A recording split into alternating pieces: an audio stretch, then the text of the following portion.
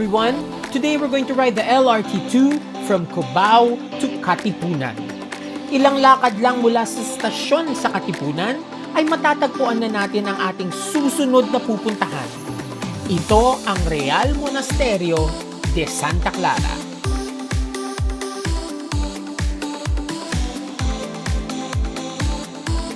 Nandito na nga ako ngayon sa Monasterio de Santa Clara. Tayo na!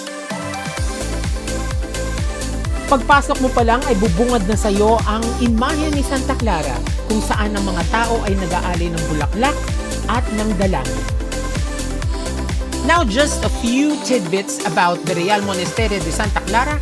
It's the oldest monastery for cloistered nuns in the Philippines. It was founded in 1621.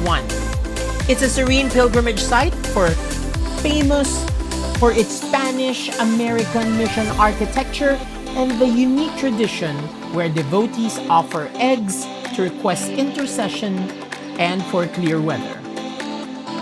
Dito sa locutorio, you write your prayers, you drop it in the designated area, you offer eggs, you offer masses, and you visit the image of Saint Clare of Assisi.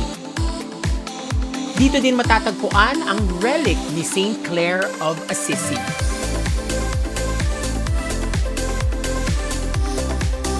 Tulos muna tayo ng kandila, offering our prayers.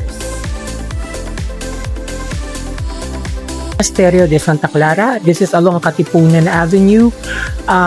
This is very famous for those who are taking the exams, the board exams, for example, asking for petitions for health and recovery, and among other things. This is just a peaceful place to be in. So if you are here in this part of the metro, please drop by.